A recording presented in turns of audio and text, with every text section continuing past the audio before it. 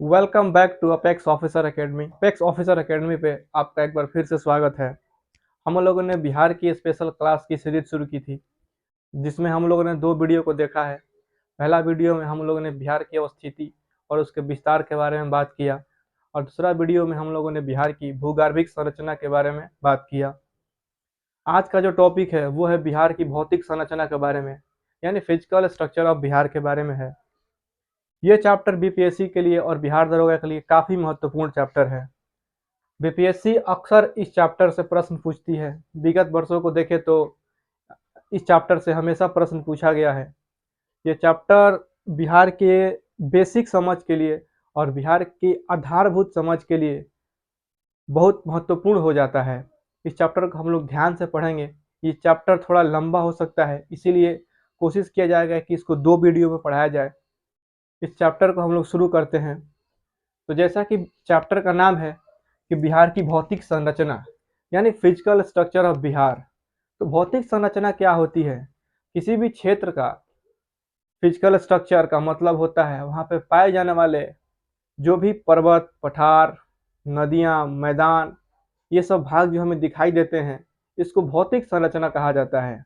यानी इसको ऊंचावच भी कहा जाता है। ठीक है, ऊंचावच भी कहा जाता है। बिहार के ऊंचावच के बारे में बात करें, ऊंचावच का मतलब होता है कि किसी भी क्षेत्र का ऊंचा और नीचा स्थान।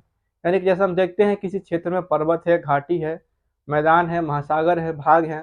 ठीक है, तो ये सबको ऊंचावच कहा जाता है। ऊंचावच तीन प्रकार का होता है। मुख्यतः ऊंचावच तीन प्रकार का होता है। ठीक है, पहले प्रकार का जो ऊंचावच होता है, जैसे कि जब पृथ्वी का निर्माण हुआ तो सबसे पहले पृथ्वी पे महासागर और महाद्वीप का निर्माण हुआ। तो पहला निर्माण हुआ महासागर और महाद्वीप का, इसीलिए इसको प्रथम प्रकार का ऊंचावच कहा जाता है। दूसरे प्रकार के ऊंचावच में पर्वत, पठार, ठीक है, मैदान को सम्मिलित किया जाता है। और तीसरा जो ऊंचावच है वो अपर्दन के बाद, जैसे आप लोग सुने होंगे कि लोएस मैदान, ठीक है, अपर्दन के बाद से पवन, हिमनद, इस इन सभी बाह्य कारकों के द्वारा अपर्दन के बाद जो स्थलाकृतियां बनती हैं उसको कहा जाता है तृतीय प्रकार का ऊंचावच। तो ऊंचावच तीन प्रकार का, महासागर और महाद्वीप प्रथम प्रकार के ऊंचावच है, क्योंकि पृथ्वी पर सबसे पहले इन्हीं का निर्माण हुआ। द्वितीय प्रकार के ऊंचावच पर्वत, पठार और मैदान है। और तृतीय प्रकार का ऊंचावच का मतलब है कि पर्वत, पठार, मैदान का जब बाह्य भौतिक कारकों द्वारा, जैसे कि ओस, तुषार, पाला, हिम नदी, काष्ठ प्रदेश में पानी से जो भी इन आकृतियों का रूपांतरण होकर आकृति बनता है, इस प्रकार के ऊंचावच को तृतीय प्रकार का ऊंचावच कहते हैं। तो यही ऊंचावच का अध्ययन करेंगे हम लोग बिहार की भौतिक संरचना में। तो किसी भी क्षेत्र का ऊंचावच जो होता है वो ऊंचा और नीचा स्थान होता है। तो बिहार को भौतिक संरचना के आधार पर, यानी ऊंचावच के आधार पर बिहार को तीन भागों में बांटा गया है। इंपॉर्टेंट चीज है, सबसे पहले यही याद रखिए कि बिहार को भौतिक संरचना के आधार पर तीन भाग में बांटा गया है। सॉरी, पहला है शिवालिक का पर्वतीय भाग या उत्तर पश्चिम का पर्वतीय भाग। ठीक है, दूसरा है गंगा का मैदान और तीसरा है दक्षिण का पठार। तो इसको हम लोग देखते हैं बढ़िया से, जैसे कि ये इसको मिटा देते हैं हम और बात करते हैं इसके बारे में। तो ये हम लोग ने बिहार के भूगर्भिक संरचना के बारे में पढ़ा था कि यहाँ पे जो है बिहार का जो उत्तर पश्चिम भाग है, यहाँ पर टर्सरी प्रकार की चट्टानें पाई जाती हैं जो कि शिवालिक का भाग है। तो यही शिवालिक का जो पर्वतीय भाग होता है, ये बिहार का उत्तर पश्चिम, इसको बोलते हैं शिवालिक का ये पर्वतीय भाग है। इसके आगे बात करते हैं हम लोग। ये जो दक्षिण का पठार है बिहार में, देखते हैं हम लोग नीचे, दक्षिण का पठार ये है, दक्षिण का पठार है ये। ठीक है, और उसके बाद जितना बच जाता है बिहार के गंगा का मैदान, ये है आपका गंगा का मैदान, गंगा का मैदान।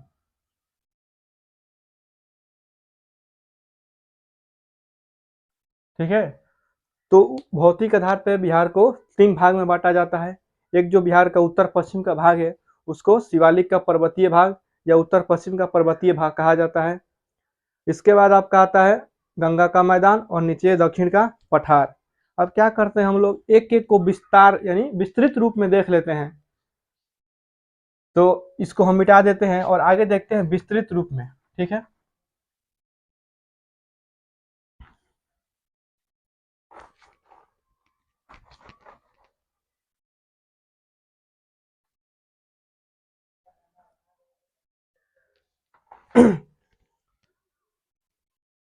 तो शिवालिक के पर्वतीय भाग का बात करें, शिवालिक के पर्वतीय भाग का बात करें तो ये जो क्षेत्र है बिहार का, इसको बोलते हैं शिवालिक का पर्वतीय भाग। इसका जो कुल क्षेत्रफल है वो है आपका 932 किलोमीटर स्क्वायर। कितना है? 932 किलोमीटर स्क्वायर। ये जो क्षेत्र है इसका कुल क्षेत्रफल है और ये पर्वतीय भाग है और भूगर्भिक संरचना के आधार पर ये टर्शरी प्रकार की चट्टान है, ठीक है। इसका हम औसत ऊंचाई देखें, इसका औसत ऊंचाई देखें तो ये 880 मीटर से लेके और 850 मीटर के ऊंचाई वाला क्षेत्र है। यानी ये पर्वतीय क्षेत्र है जिसका कुल क्षेत्रफल है 932 किलोमीटर स्क्वायर और इसका औसत ऊंचाई की बात करें तो 80 मीटर से लेके 850 मीटर तक होता है। अब इसको 3 भाग में बांटा जाता है। तो पहला को बोलते हैं, जो 3 भाग है, पहला को बोलते हैं सोमेश्वर श्रेणी, सोमेश्वर श्रेणी, ये बहुत इंपॉर्टेंट है। दूसरा को बोलते हैं हरहा घाटी, हरहा घाटी, और तीसरा को बोलते हैं रामनगर की दून, रामनगर की दून। जैसे हम लोग सुने होंगे देहरादून, वैसा ही है रामनगर की दून, ठीक है। तो ये सोमेश्वर श्रेणी, हरहा घाटी और रामनगर की दून, ठीक है। अब इसको हम देखते हैं आगे मैप पे, इसको मिटा देते हैं। जैसा कि हम लोग जानते हैं कि बिहार में जब ये गंडक नदी प्रवेश करती है यहाँ पे, तो गंडक नदी पर एक नहर बनाया गया है जिसको कहा जाता है त्रिवेणी नहर, त्रिवेणी नहर। यही सवाल बीपीएससी कितने बार पूछा है कि त्रिवेणी नहर किस नदी पर है, याद रखिए गंडक नदी पर है। तो त्रिवेणी नहर से लेके पश्चिम चंपारण में ही एक दर्रा है जिसको बोलते हैं भिखना ठोरी दर्रा, भिखना ठोरी दर्रा। तो इस त्रिवेणी नहर से लेके और भिखना ठोरी तक जो ये पर्वतीय भाग पाया जाता है, ये जो पर्वतीय भाग है इसको क्या बोलते हैं, इसी को बोलते हैं हम लोग सोमेश्वर श्रेणी, ठीक है। सोमेश्वर श्रेणी के बारे में और बात कर लेते हैं। तो सोमेश्वर श्रेणी जो है ये सबसे उत्तरी यानी कि सबसे उत्तरी श्रेणी है, यानी उत्तरी पर्वतीय भाग है किसका, शिवालिक का, ठीक है। और बिहार का सबसे ऊंचा जो स्थल है जिसको बोलते हैं सोमेश्वर किला, सोमेश्वर किला, वो भी सोमेश्वर श्रेणी में है जिसकी ऊंचाई कितनी है 874 मीटर या 880 मीटर भी माना जाता है। तो ये सोमेश्वर श्रेणी शिवालिक भाग में त्रिवेणी नहर से लेके और भिखना ठोरी दर्रा के बाद जो ये श्रेणी पाया जाता है उसको बोलते हैं सोमेश्वर श्रेणी, ठीक है। उसके बाद है हरहा घाटी। सोमेश्वर श्रेणी के तुरंत दक्षिण में ये जो घाटी जैसा दिख रहा है आपको, ये जो घाटी है इसको बोलते हैं हरहा घाटी, ठीक है। इसको क्या बोलते हैं, हरहा घाटी। तो सोमेश्वर श्रेणी के तुरंत दक्षिण में जो घाटी है उसको बोलते हैं हरहा घाटी। और उसके नीचे की जगह है, उसके नीचे फिर ये भाग है पर्वतीय भाग, इसको बोलते हैं रामनगर की दून। तो ये आपका रामनगर की दून। तो ये क्रम से भी पूछ सकता है, उत्तर से दक्षिण क्रम में। तो ये सबसे उत्तर में है सोमेश्वर श्रेणी, उसके नीचे हरहा घाटी और उसके नीचे है रामनगर की दून, ठीक है। अब पर्वतीय जो शिवालिक का भाग है इसको एक बार फिर से देख लेते हैं। तो भौतिक संरचना के आधार पर बिहार का जो उत्तर पश्चिम का भाग है उसको बोलते हैं शिवालिक का पर्वतीय भाग या उत्तर पश्चिम का पर्वतीय भाग। इसमें जो सबसे पहला भाग है वो है सोमेश्वर श्रेणी जो सबसे की उत्तर में है, उसके दक्षिण में हरहा घाटी है और उसके नीचे है रामनगर की दून। सोमेश्वर श्रेणी की बात करें तो जो त्रिवेणी नहर है गंडक नदी पर बना हुआ, वहाँ से लेके और भिखना ठोरी जो दर्रा है पश्चिम चंपारण में, वहाँ तक जो पर्वत का श्रेणी है उसको बोलते हैं सोमेश्वर श्रेणी। यह सबसे उत्तरी श्रेणी है, सबसे उत्तरी भाग है बिहार का।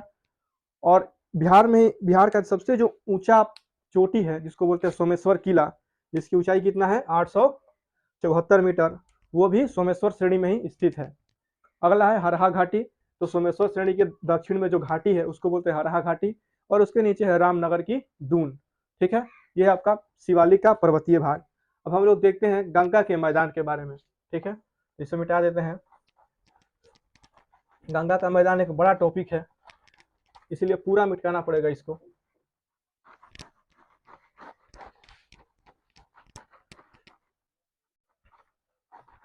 अब देखते हैं हम लोग गंगा के मैदान के बारे में। ठीक है,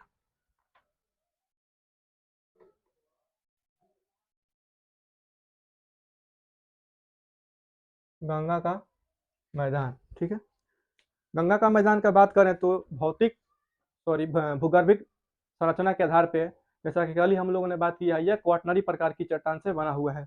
यानी बिहार का जो मैदान है वो सबसे नवीन चट्टान है बिहार में, और इसका जो निर्माण है वो गंगा और उसकी सहायक नदियों द्वारा जो लाया गया निक्षेप है उससे हुआ है। ठीक है, तो भौतिक संरचना का इसका बात करते हैं तो गंगा का मैदान है उसका कुल जो क्षेत्रफल है वो 90,650 किलोमीटर स्क्वायर है। कितना है? 90,650 किलोमीटर स्क्वायर है। इसका जो निर्माण हुआ है वो नदियों के द्वारा लाए गए नदियों के निक्षेप से हुआ है। ठीक है, इसमें उत्तर बिहार की नदियां और दक्षिण बिहार की नदियां, दोनों की नदियां जो निक्षेप लाई उससे इनका निर्माण हुआ है। ठीक है, अब गंगा का मैदान को देखें तो इसको भी दो भाग में बांटा गया है। एक को बोलते हैं उत्तरी गंगा का मैदान,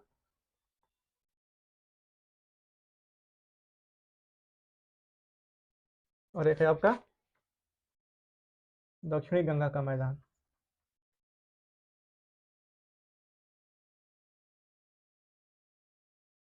इसको पॉइंट वाइज देख लेते हैं हम लोग यहीं पे बुलेट पॉइंट की तरह से। अगर इसको डिवाइड कर दिया जाए, ठीक है, तो उत्तरी गंगा का मैदान है उसका जो कुल क्षेत्रफल है वो है आपका 56,980 किलोमीटर स्क्वायर। कितना है? 56,980 किलोमीटर स्क्वायर। दक्षिण गंगा का मैदान है उसका क्षेत्रफल है वो है 33,670 किलोमीटर स्क्वायर। ठीक है, उत्तर गंगा का जो मैदान है वो बाढ़ का मैदान है। ठीक है, बाढ़ का मैदान है, और जबकि दक्षिण गंगा का मैदान है वो सूखा मैदान है। ठीक है, ये जो उत्तर गंगा का मैदान है वो नदियों, उत्तर की जो नदियां हैं उत्तरी नदियां द्वारा बनाया गया है, और जो दक्षिण का मैदान है वो दक्षिण बिहार की नदियों द्वारा बनाया गया है। ठीक है, उत्तरी गंगा का मैदान का बात करें तो इसमें गोखुर झील पाया जाता है, गोखुर झील पाया जाता है, जबकि दक्षिण बिहार की दक्षिण बिहार की मैदान में ऐसा नहीं पाया जाता है। उत्तर बिहार में देखें तो विसर्पण पाया जाता है, नदियों में विसर्पण पाया जाता है, यानी कि नदियों का टेढ़ा मेढ़ा चलना, जबकि दक्षिण बिहार की मैदान में ऐसा नहीं पाया जाता है। तो उत्तर गंगा का मैदान और दक्षिण गंगा का मैदान में ये डिफरेंस है। क्षेत्रफल है इसका 56,980 किलोमीटर स्क्वायर, जबकि इसका क्षेत्रफल है 33,670 किलोमीटर स्क्वायर। यह एक पहाड़ का मैदान है और ये सूखा का मैदान है। उत्तर का मैदान जो है उत्तर की नदियों के द्वारा बनाया गया है, जबकि दक्षिण गंगा का मैदान है वो दक्षिण की नदियों द्वारा बनाया गया है। उत्तर गंगा का मैदान में देखो तो इसमें गोखुर झील पाया जाता है और नदियों में विसर्पण पाया जाता है, जबकि दक्षिण गंगा के मैदान में ऐसा कुछ नहीं पाया जाता है। ठीक है, तो एक बार फिर से इसको समराइज कर लेते हैं। गंगा का मैदान जो है वो भूगर्भिक दृष्टिकोण से क्वाटनरी चट्टान से मिलकर बना हुआ है। इसका विस्तार हिमालय की तराई से लेके और नीचे छोटा नागपुर के पठार तक है, यानी ये